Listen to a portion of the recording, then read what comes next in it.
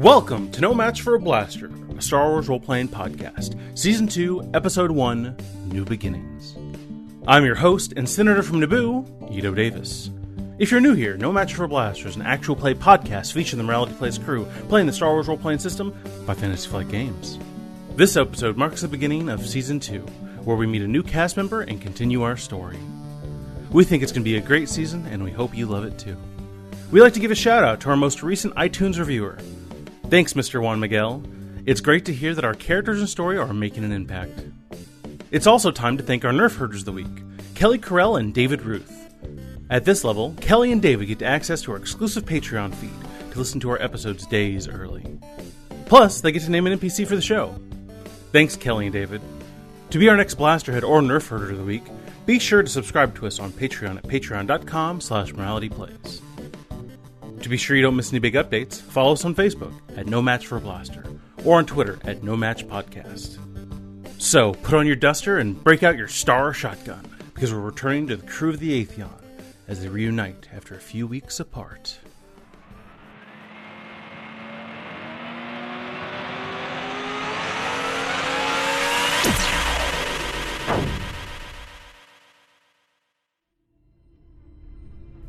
Long ago, in a galaxy far, far away, I, Moff Sposek, began monitoring the actions of the crew of the Atheon.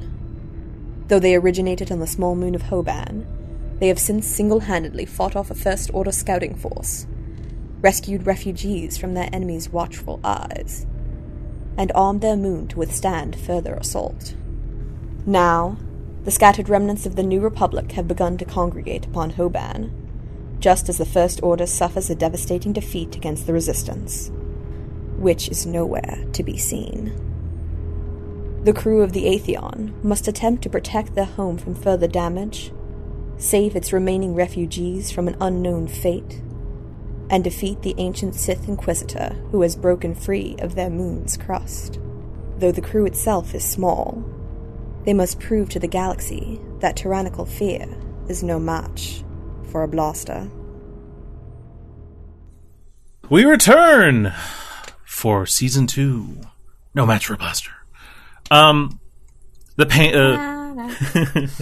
Camera pans down, looking across the horizon of Hoban. Kind of, somewhat arid, not desert, large rock formations, ridges everywhere. But the terrain has changed a little bit over the last few weeks. Where before there were spots of crumbling empire structures that local Hobanites had turned into granaries or houses or stables. They have now been implanted with massive planetary defense cannons, about the size of a 10-story building, each one of them, pointing up like a finger jutting out towards the sky. Around them, you can see New Republic defense personnel milling around, fixing things. You see dust clouds crisscross across the horizon, bringing supplies to different places. Most of the trucks are either headed towards or away from the central town of Hoban, in or out of New Isley. This one patch of city plus town wrapped around it has become more and more bustling. While there's still a large portion of local Hobanians that haven't returned from previous season, see Season 1 episodes all 10 through 20-ish, there are a lot of fresh faces. Hobanians and New Republic Defense Forces work together to make sure that they're prepared for the next, some say, inevitable attack by the First Order, to defend a shared home now. While it's not as sleepy and it's not as quaint, the Hobanians are taking to this more militaristic lifestyle pretty well. Some of them start to even smell a little more like blaster oil than Nerfs, but only some. And we pan down to one of our main characters. Who's going to be the first main character that this camera is going to pan over to? I'll go. We see a ship landing, a borrowed New Republic Defense Force transport vessel somewhat small, but quick. And out of it, as it lands delicately on the landing pad, you see a woman step out. She has long legs and long kind of auburn hair that is tied up in a complicated braid. She is wearing flowy clothes made of different materials and colors, kind of browns, blues, reds. Through them, you can see that her legs are kind of uncovered. She's got a, I believe, very cool leather jacket that we've talked about before. And she steps off, appearing as confident as ever. She just got done flying, right? Yeah. Does she have shoes on? Nah, she's got her shoes kind of draped over her shoulder. Because we've established that Camiya doesn't like to wear shoes when she flies. Big old sweaty footprints on any console that she uses. Yeah. And she is sauntering off the plank of the ship. She stops. She talks to the person, somebody with a clipboard, or because this is Star Wars, yeah. She talks to somebody with a data pad. Yeah. And starts to arrange for her cargo to be unloaded. Yeah, we'll get this off here pretty quick. We've been looking for these charge packs for a while. Thanks, Jeff. Yeah. She kind of winks at him, and once that is all set up, she turns and heads towards the decanter cantina. They start milling behind you, unloading things. There's a nice little bit of hustle and bustle. There's a lot of dust kicked up in the air, which is a little more irritating. You were born and raised on this planet, and you were off of it for a good while. Mm-hmm. And much like if you lived in the South and you moved away from the South and you moved back, you're like, this heat feels worse than I remember it. The dust that gets kicked up by all the speeders moving around, and the ships coming in, and all these people dragging their feet when they walk. It drives you a little nuts. But the decanter cantina feels like home. Stands in front of you. Durasteel walls. It was some kind of building before. Maybe I think it was a motor pool before it got turned into a grain alcohol consumption building. But it stands there with a hand-painted sign over the door. So out of the cantina steps a figure, roughly 6 feet tall, long, dark duster with a hat. He has sort of loose, curly, dark hair. Out from underneath the curls, you do see a green alien figure, roughly the size of a squirrel, with wings and a head. That looks sort of like a drake or dragon lizard type creature. Twin blasters. He's not overly muscular. He's more of a lean, wiry type of muscular. What's the attitude on his face look like? It's a pretty stoic. He's just a pretty stoic guy. So it's pretty stoic. There's not much emotion on his face right now. So you step out of the decanter cantina and you see Camiya. Hey, Marshall. And you draw your blasters. That's right. Sorry, Marshall. He says, actually, I'm no longer the Marshal. I haven't been in some time now. Okay. Remi? That's alright. How's it going? Going pretty well. Got that shipment of charge packs in. Good. Feels like I can be doing more. It's hardly anything, but at least somebody can use them. Yeah, every little bit counts. Yeah, that's what they say when you're only doing a little bit. Well, I guess that's true too. What was the guy's name on Space Station Julius? Because that's, I'm assuming... Commander Shah. Is that my handler? He is currently in command of the New Republic Defense Force. Yes. He is your direct superior. You are still you're like one of the highest ranking intelligence officers in the New Republic Defense Force. So would he would be the M to my James Bond? Yeah. Yes, he would be M to your James Bond. Yes. Your comm does light up. Whose? Remi's comm lights up. Ba-da-ba. This is Remi. You fish your comm out of your backpack because you didn't describe your backpack. Oh, you know what? I knew I was forgetting something. So Remi also has a more of a hard plasteel Hello Wookiee backpack. There's a little front pocket, which is the Wookiee face where the comm bead is. So the eyes are lighting up red when you reach in there and you pull the comm bead out. Ba-da-ba. So I pull out the comm. This is Remi. Hey, Marshall. How's it going? Agent? Hey, Remi. We got some happenings out towards the old bunker.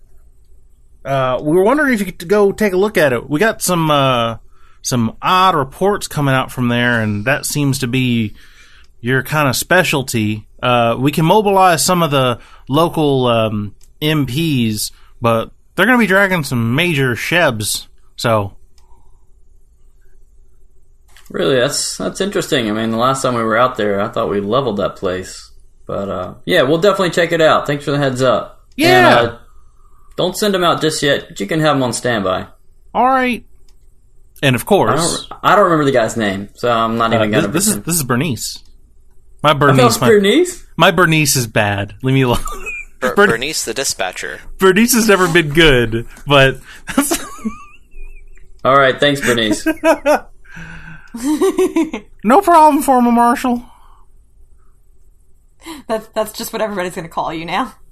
Please don't. They're still working with the transition. Do you just have people call you Remi now? Yeah. Okay.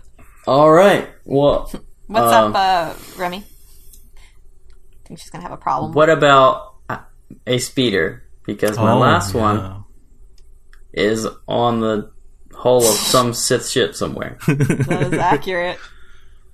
I am a benevolent storyteller who hasn't thought of a funny joke, so yes, you can have a new speeder. We can take the Atheon. Or you could take the Atheon. Actually, yeah, depending on y'all's level of anxiety and paranoia, you guys could absolutely choose to take the Atheon. But I'll say that you no longer have to drive around in the smart car. I think I gave you a Prius or something. No, it was a Crown Vic. No, after the Crown Vic. That was the original. Yeah. I think I gave you a Prius after the Crown Vic. But yeah, you can have another somewhere between like a Jeep and a Humvee speeder. All right. Good old military issue. Or you can take the Atheon. Well, what do you say, Camiya? You want to go check out the bunker? Wait, what's going on with the bunker? I don't know. They said there was some activity out there, which surprises me since last time I thought we blew the whole place up, but... Yeah, well, we did think we blew it up, and then something crawled out of it and, broke a fissure within the crust of the moon. That's a good point. Maybe we should take the Atheon. Yeah, let's go. I kind of missed the Atheon. That Republic issue ship was okay and all, but I kind of grew attached to it, you know? All right. We go to where I assume we have the Atheon parked in one of the nearby lots. There's a hangar bay area. Still in New Isley proper. You walk across, and where before, the last time the Atheon was here, while it was getting repaired, it was pretty much the only ship in the lot, and definitely the only ship that had hyperspace capabilities. Hyperspace capabilities. now they're everywhere. And the way the New Republic Defense Force works right now, because it's very hodgepodge together, you see ships of every make and model piled up. Some are being repaired, some are being loaded and unloaded. But unlike all the other ships, you see the Atheon. It's been a little while since you guys... It's only been, I don't know, 2.5 weeks since you were all together on the Atheon last. But it sits there. Angular, ominous. It is a muscle car with fins. It is a aggressive-looking, almost elongated TIE fighter kind of face. Large black panels. It has trimmed lighting. It has a centralized cockpit ball, but much larger. It's about the size of a YT. Was it YT 1300? YT 1300, and it is beautiful, especially for you two. You two, you have fought and bled in this thing, and it sits there, unused, still being maintained and fully powered up, because even the New Republic Defense Force understand that if things go down, the Atheon is going to be needed. Camiya will... she'll go up to it. She'll go right up into it. Open the gangplank, walk on up. She kind of puts a hand on a wall as she goes by, and is just like, "Hey, honey, you miss me? Missed you." kind of saunters over to the cockpit. With that, all the track lighting around all the rooms start to light up. They've all been replaced. They used to be red. Now they're all nice, very bright white track lighting. It's mostly gleaming beams. It feels... It's very modern and industrial. Yes. It's like a bachelor's first apartment. Everything is steel and black and chrome, because that's what you do. When you walk up, there's the main central... the main holo display. You walk in, you turn around the corner, you see the cockpit, this magnificent cockpit that feels like it should be on a much bigger ship with a magnificent captain's chair. The creature from around Remi's neck and flowing locks squawks a bit in a bit of understanding and comfort that maybe it didn't feel as much with all the new faces moving around, and as much as you've been bopping around for the last little bit too. I don't think she was talking to you. I think she was talking to the ship. Mwah. Missed you too, Em. All the lights finally turn on. A nice light hum radiates. You feel a familiar rumble under your feet as the Atheon is powered up and has its crew once again. Roll for initiative. Remi says it's not going to be the same without Cassie. No, it's not. But I understand why she left. She had to do what she had to do, and maybe one day she'll be back. I hope she will be. Me too. Let's go check out this bunker. So the coordinates that you were given on your comm is a small bunker, only about a 15-minute flight for the Atheon out from New Isley. It would have been maybe an hour on your speeder, but you can get there pretty quick. It's a bunker that you all know pretty well. For almost all of Camiya's life, it sat there as a husk of an Imperial officer station. Now it lays crumpled in on itself, and as a scar to remind you both of what you fought there and what you saw there. After a series of switches, the Atheon takes off from among all the other starships and starts to put distance between it and New Isley. Camiya heaves a sigh as she didn't fly the Atheon for that long, but she feels a measure of possession and ownership for it as well as, feeling like it's a little bit like home. You fly over some of the Hoban terrain, and you can see all the locations from the previous season. You see the Jansen's granary has been re-equipped to be a communications tower. Yeah. You see some of the other farmsteads doing pretty well. There's actually been a few of the New Republic Defense Force people who have actually taken to agriculture a bit.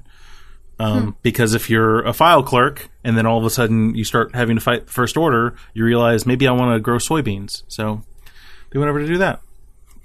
And you pass over the now absolutely massive Saris family plots.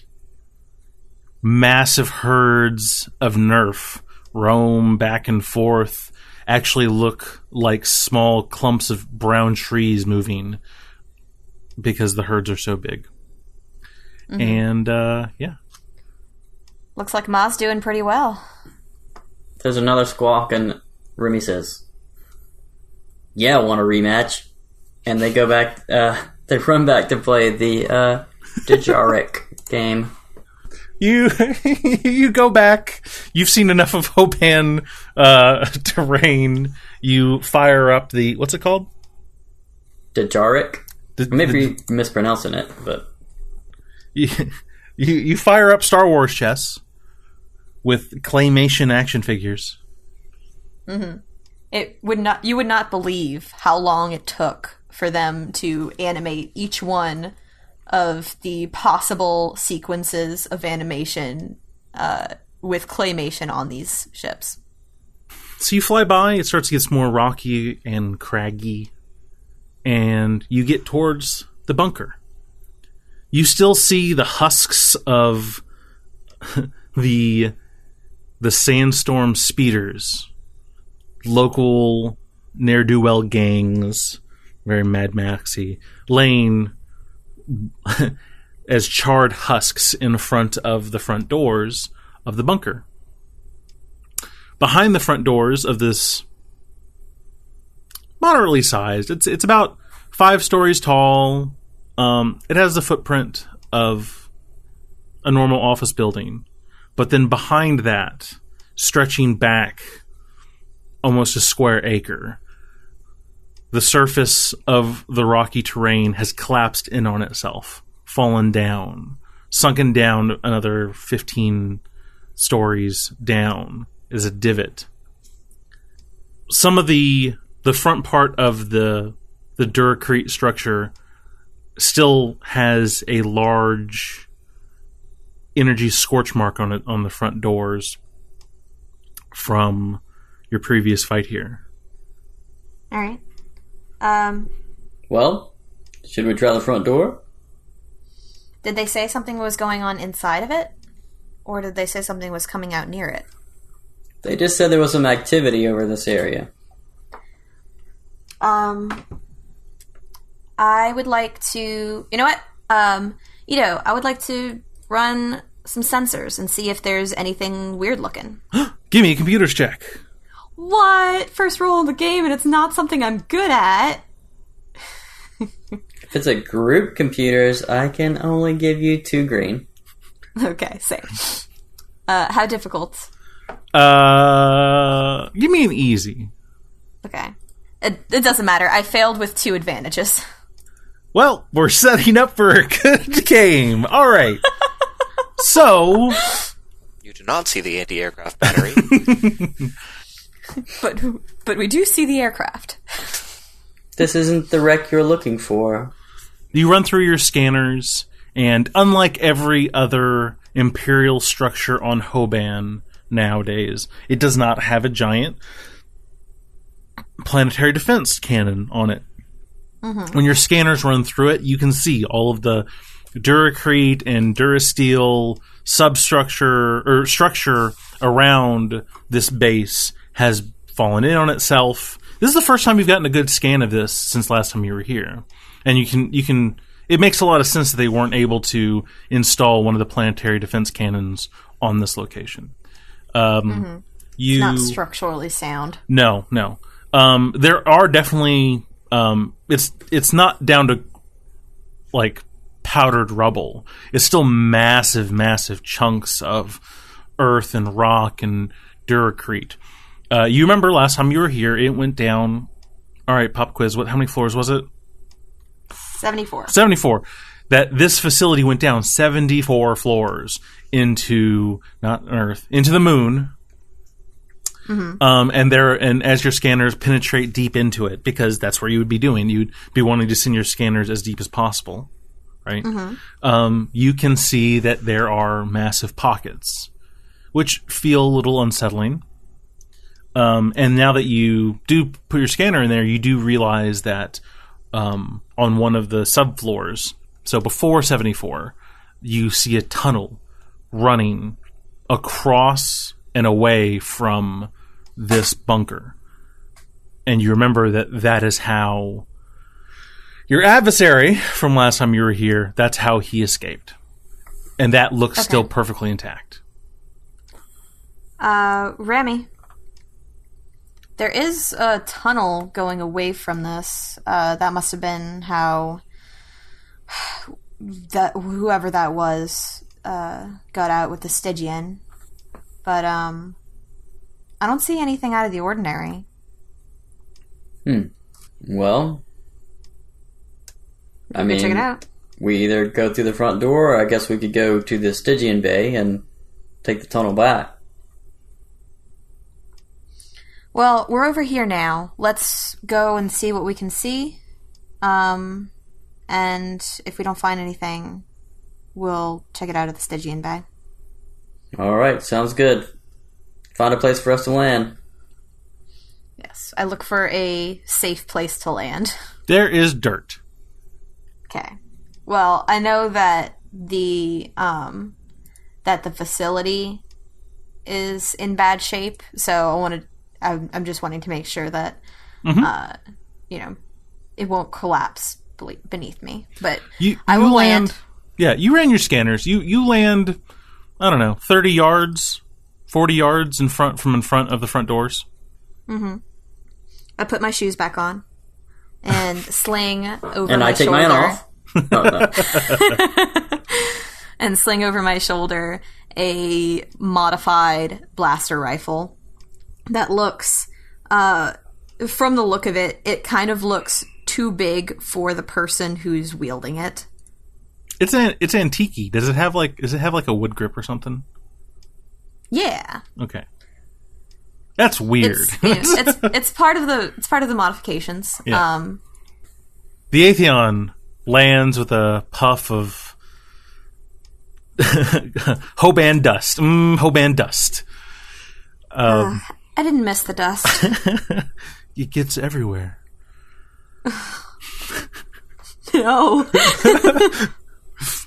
Don't compare me to that. First episode of a new season, we need at least one Anakin reference. All right.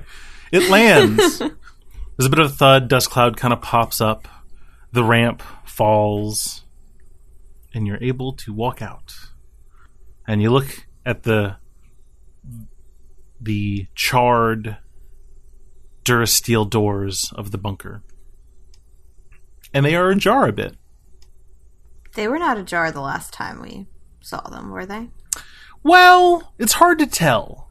Last time you were here, the very last time you saw those doors, they were being partially welded shut. And then there was a massive explosion as Remi an elevator door was about to close. Yeah. Okay. Yeah, the droid thing attacked the sandstorm last time we were here. And those are the remains, I guess, that we're seeing. Mm-hmm. So does it look like the doors are ajar and like a blast, like the blast would have blown them open? Ooh, I believe we were at the second roll of the game. Oh, okay. So streetwise? Investigation's a thing, right? Perception. Yeah, perception. Streetwise is obviously the investigation. Vigilance. You roll your streetwise, and you think that this is a cul-de-sac. Should have taken a left back there. Damn it. Well, damn it. I was looking for a boulevard. Let's see. No, there is no investigation. Give me... Yeah, perception's fine. What difficulty? Difficulty average. That's 2 purple? Actually, it's going to be easy with a black die. Because dust gets everywhere. Is that 1 and 1 then? So coarse. 1 black, 1 purple. I succeed with an advantage. Hey! I actually have 2 successes with an advantage. Oh. Okay. So, yeah. So you see about a basketball-sized hole punched out from the center of the doors. Right? Which you assume is the blast that you witnessed right before the elevator doors closed, right? Right. But you also see that the doors have also been moved open about 1.5 feet wide. So you see that perfect circle has been separated a little bit. Your advantage is that you aside from all the dust that's kicked up, you do see motion to your left among the sandstorm wreckage. I draw my blasters. As I think I can do as an incidental. Let me check. It is an incident. Yep. You have quick draw. I do have quick draw now. So yeah, I can do that. I can do that as an incidental. So I do that. Yes. And what do I see over to the left? Do I need to walk closer? Do another perception? What would you like? So you see a lot of speeders. There's no dead bodies. The Hobanians are very good at 2 things. They're very good at cleaning up war zones and scavenging. So for the most part, it's just the speeders. You do see also some guns mounted that are not functional and are not worth salvaging. But I'd say there's 8 or 10 speeders of different sizes. Some of them look like trucks, some of them look like cars, and there's like 2 or 3 motorcycle ones, all of which are beyond repair. Good, because that was going to be my next question. You're about the same kind of 30 yards. It's a bit off to the side. About 30 yards from the start of the clump of vehicles. Okay, vehicles. so what I will do is draw my blasters and slowly make my way towards that. Okay. When Remi draws his blasters, Camiya will follow suit. She will pull out her blaster rifle. You see something, Remi? Not yet. I just thought I saw something moving over this direction. Keep your eyes open. She nods.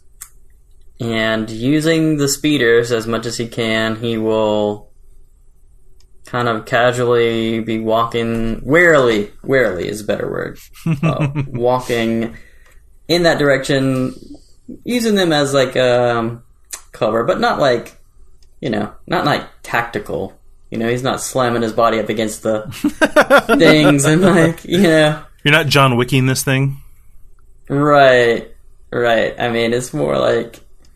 You could tell I have a very particular taste in movies, because I was just thinking of, Krunk and Emperor's New Groove. Like, like he's throwing himself up against stuff and he's humming his own theme music.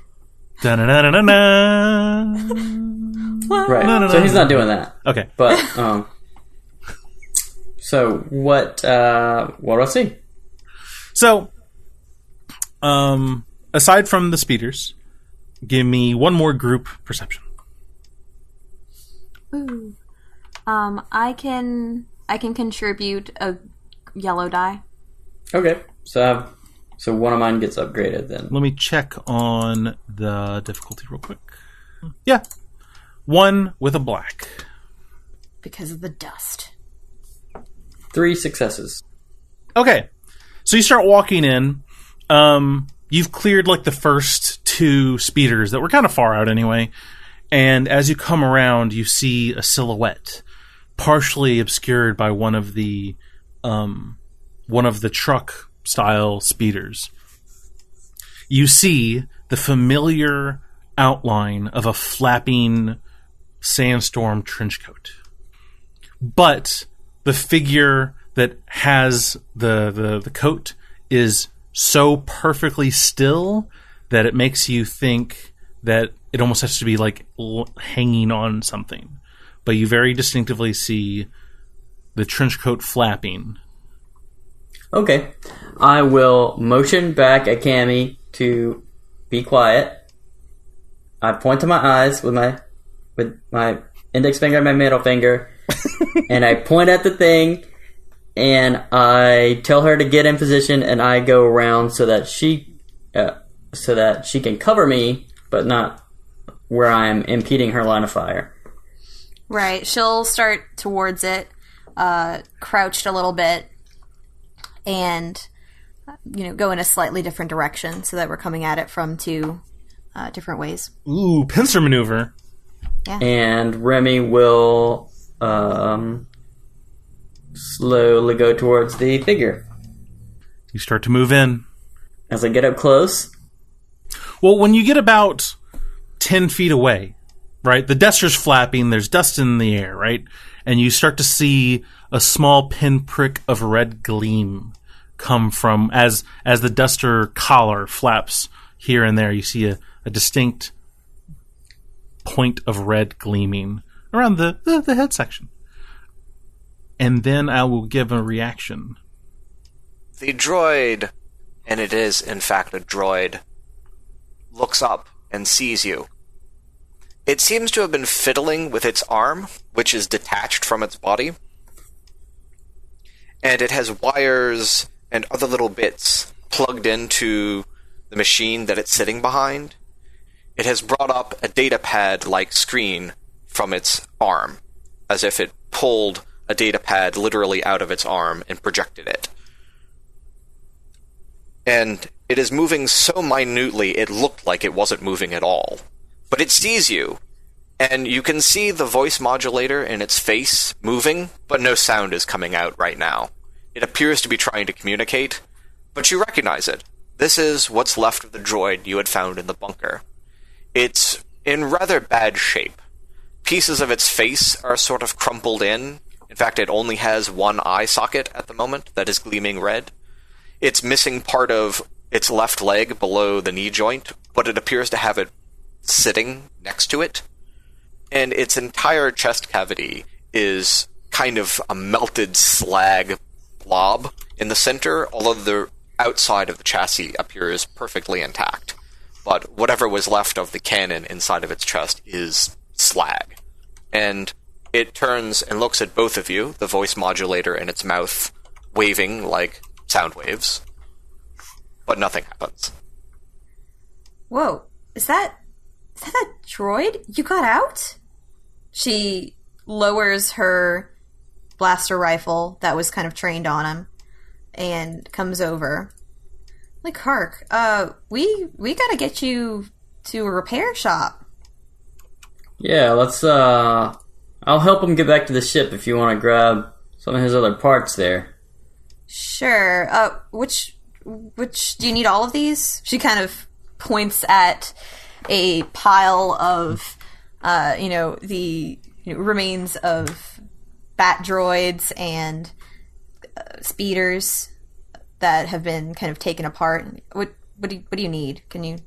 It begins to unplug its arm from the machine sitting behind it that it was apparently trying to plug into. Then it looks up at you, the voice modulator waving rapidly. Your voice modulator isn't working. I'll just take this pile. We'll figure it out as we go. It reaches over and picks up what appears to be the remnants of a survival vibroblade, which is in rather small pieces at this point. It seems to have shattered at some point, and it lifts it up into the air as if indicating it, and then puts it back down. Did you want me to take that? Camiya looks confused. Yeah, I didn't get that either. It shakes its head back and forth and tries to get up, but it can't. Yeah, hold on. Let us help you. Yeah, Remi holsters two twin heavy blasters, and a fatal error. He gets on the side with the busted leg and kind of tries to get up under his arm to help pick him up and get him back. The droid is surprisingly heavy, even for missing droids. Pieces. Even for droid. Even for droids, this droid is surprisingly heavy. Oh man, you're heavy. Come on, buddy, let's go. You need a hand, Remi? Yeah, grab that one and the leg there. Okay. She will grab those things. Among the droid bits, you do see, as you said before, you see some of these small mouser droids with 4 extendable, almost like talons that have these thin, artificial flesh webbing between them. And so there are a few of those lying there too. I don't know if you're going to take those too. Yeah. Camiya doesn't know much about mechanics, so if he looked like he was trying to use these things, she'll take it, just in case this droid wanted that stuff. She'll take the remains of the vibro weapon or whatever it is that he seemed to be using and trying to mess with around him. What skill would it be to try and repair that voice box modulator? Mechanics. All right, that's not good for me. But I'll try it. If you do it in your engineering bay, I will give you a blue die. Okay, I'll try it when we get to the engineering bay. Okay. You partly, there's a little bit of him you gotta drag, like he has a foot or two, or a foot that drags and makes a little trough behind you as you pull him up towards the Atheon, up the ramp into the ship. And when you bring him in and you no longer have the wind sound in your ears, you can almost hear the faint kind of like almost as if that voice modulator has current going through it, but it just can't quite make an audible sound. All right. Would it be easier to hook the arm back up first? Yes. The voice modulator? The arm would be easier. Yeah. I'm gonna try to do the arm first. Arm is going to be it's going to be moderate with a black, but you also get a blue if you're in engineering. And they do not cancel out. We figured that out. 1 black. I only have 2 green and 1 blue.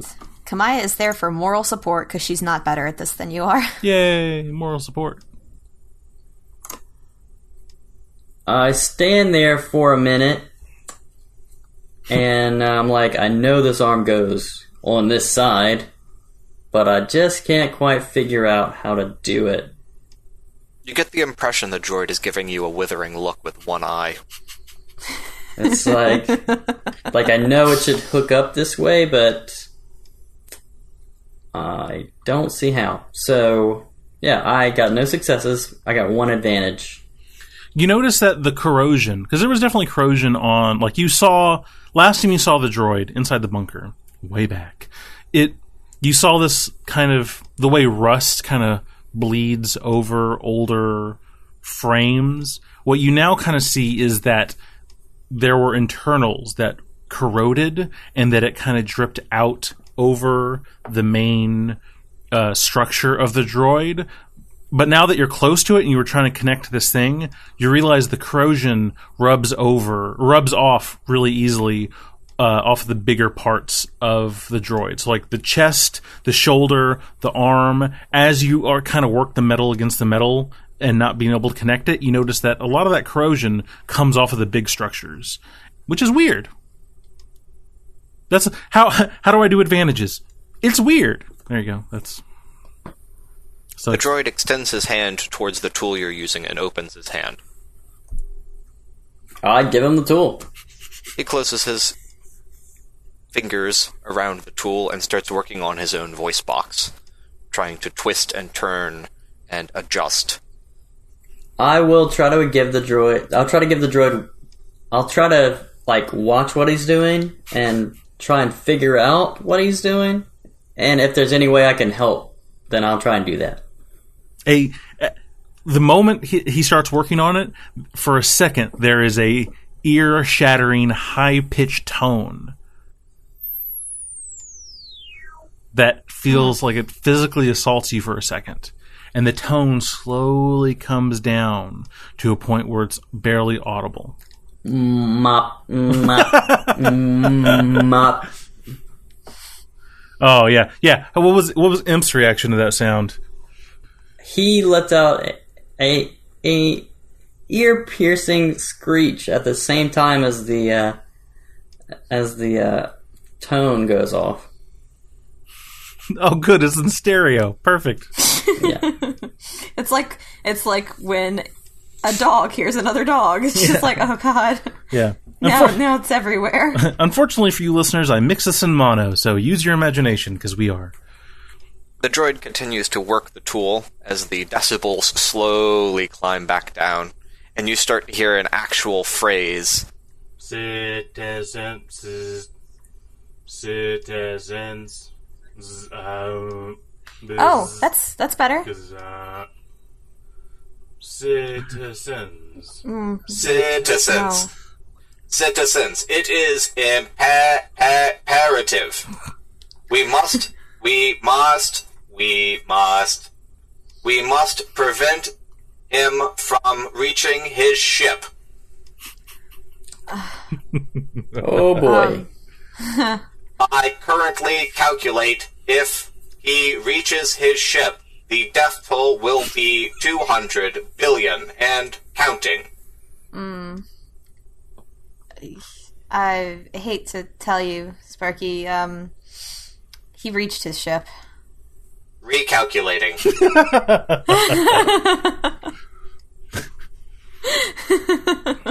We must prevent him from leaving in his ship. No, that also happened already. He's gone. He can't have gotten far. He has no assistance. If we can prevent him from gaining anyone that might help him, we can reduce the time he needs. Well, that could be true. We don't know about that. He broke through the crust of the moon and left in the Stygian. We don't know if there were any other pods like his. Negative. Oh, good. Bad news there, too. He seems to have gotten a hold of a bunch of experimental Imperial droids. Recalculating. We must evacuate this planet immediately. At least it is of no strategic importance, and he has no reason to return. God.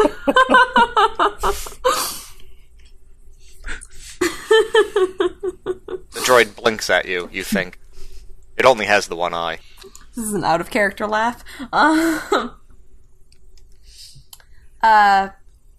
It is, unfortunately, very strategically situated. Recalculating. We must contact the Republic immediately. That's one thing. The New Republic's here.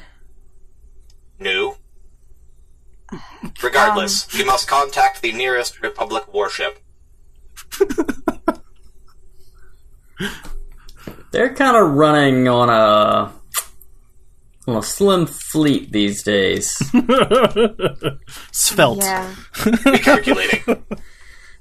There's a lot that's happened since the last time you were activated, I guess. Internal chronometer indicates it has been 5 basic minutes since I last saw you.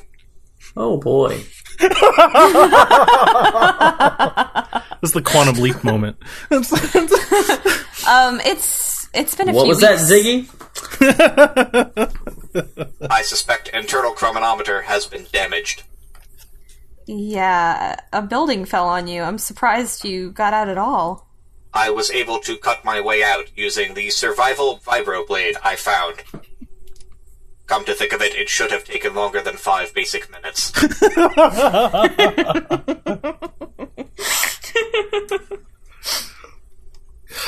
He had an epic journey. Jesus. He did. Next time, we flash back to just this droid going and cutting his way through 74 floors. 74 floors. Yeah, that would take a while, wouldn't it? Yes, it would. Like 5 Luckily, minutes. he doesn't have to sleep, eat, or breathe. So there's Yeah, that. yeah. All I got is time, baby. Citizens, it is imperative you put me in contact with the nearest Republic warship immediately. We may still be able to save 1.2 billion people from death. We can take you to Commander Char. That is acceptable. Great. I'm Camiya. She'll put out a hand. The droid drops the tool and sticks out its hand. Greetings, Citizen Camiya. I am S4M-3L. Okay, S4M. Nice to meet you. We'll take you to Commander Char. Thank you. I'm Remi. Nice to meet you, Citizen Remi. And this is Imp. Greetings, Citizen Imp. As she kind of starts to go, she looks back at Remi. I sure hope this is what they were talking about when they were saying there was something weird going on around the bunker, because we don't need something else breaking out through the crust. I have been attempting to put together a communications device to send a signal to the Republic, but there was not much to work with. It's okay. We'll take you back to Commander Char. There is a lot that I think you've missed, but... There is little time. We must hurry. Sensors indicate this is a Sith Fury-class interceptor. Republic call sign Spear. This should be eminently capable of reaching anywhere we need to go in the near future. Sure is. Yeah. We kind of commandeered this ship, but it's pretty, it's really nice. It's pretty useful. Oh, good. Alright, I'll go fire her up. Camiya leaves and goes back to the bridge, sits down, fires the ship back up, and heads us back to New Isley. Okay, and Remi's gonna stay and try and help S4 put himself back together. You dropped this. And he picks up the tool and hands it back to him. Thank you, Citizen Remi. You can just call me Remi. Thank you. You can just call me Remi.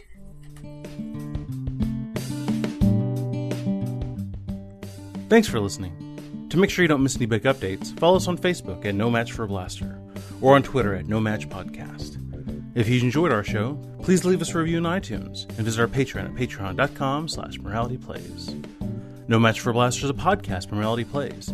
Star Wars, Edge of the Empire, Age of Rebellion, and Force and Destiny are made by Fantasy Flight Games and Lucas Books.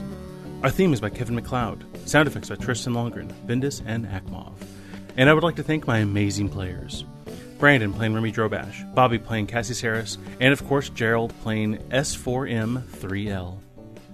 And I'd like to thank you, our listeners, and we'll see you again soon in a galaxy far, far away.